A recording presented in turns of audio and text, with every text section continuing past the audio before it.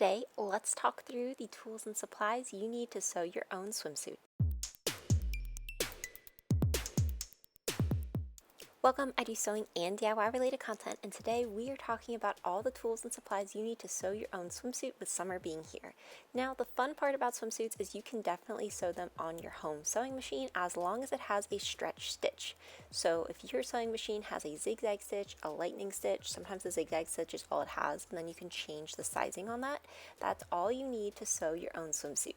So on my machine, I just press these little buttons, but on some it'll be a knob, so just be sure you know how to switch that on yours to that stretch stitch capability, and then you would be good to go using your home sewing machine for the stitching. Now for the actual presser foot, I would highly recommend getting a walking foot or a knit foot. So here I have a walking foot, and how this works is it has kind of motion from the top as well as the bottom, so this helps feed that stretchy material and make sure your fabric doesn't overstretch while you are sewing it. Now for your needle, you are going to want like a ballpoint needle. You can get these online on Amazon. I'll include some links down below. Probably in that 90-14 size is the best option. And then this is what a knit foot looks like. So you can see it is slightly smaller than your walking foot, but has the same idea that it helps to move fabric from both the top as well as the bottom.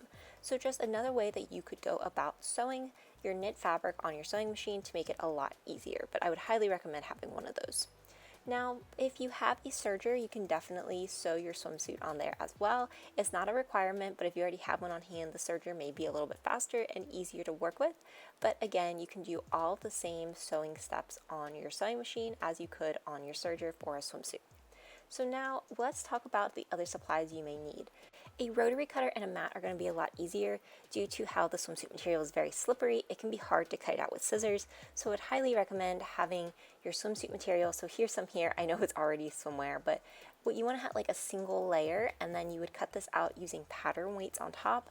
Now you do not need to go out and buy specific pattern weights. You could really use anything you have on hand. I know some people even use silverware, so a very creative ways you could use that, but then you want to cut out a single layer with your pattern on top and then with that rotary cutter. Now for pins or clipping, I would highly recommend clips. They're going to hold that slippery fabric a little easier, and sometimes pins can actually snag it. So clips would be an easier way to go. And then for your thread, polyester thread will hold up over time better, especially in chlorine water. Cotton can kind of get destroyed in it, so polyester would probably be the way to go. Now for your elastic, be sure you look for like chlorine-resistant elastic. This is just regular elastic here, but it's probably going to be around like 1/4 of an inch to 3/8 of an inch would be what a pattern would require. So definitely be sure to get some that is specifically made for swimwear so that it can hold up.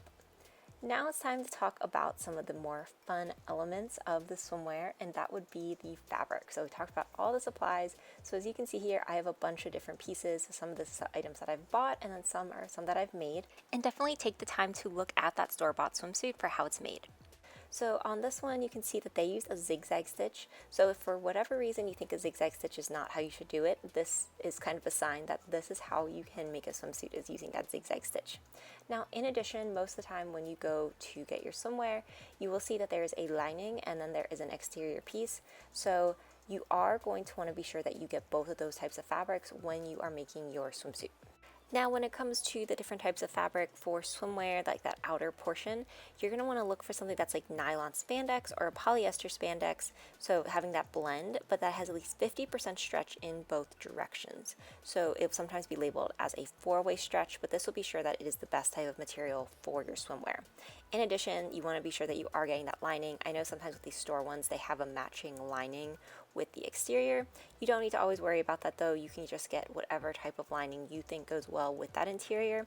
And then as you can see, a lot of times with swimwear, they don't actually finish all of the edges, so you would still see some of that raw edge, and that's just because this type of fabric doesn't really fray. So that is another option to think about when you are going through the process of making your own. Now, as far as where you can get some of this fabric from, lots of different places.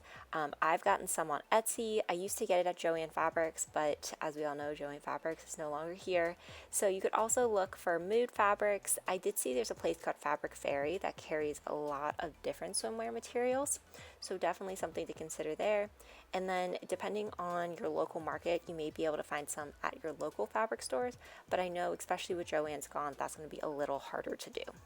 Then, of course, whenever you're making these, be sure you find the pattern that you like best.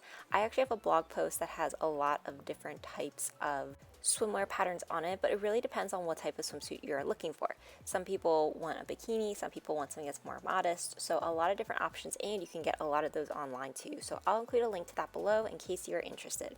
I hope though that this gave you some information on how to get started on sewing your own swimwear. If it did, be sure to like, comment, and subscribe. Let me know what type of swimwear you'll be making and what type of fabric you're going to go for. Thanks for watching, and I'll see you next time.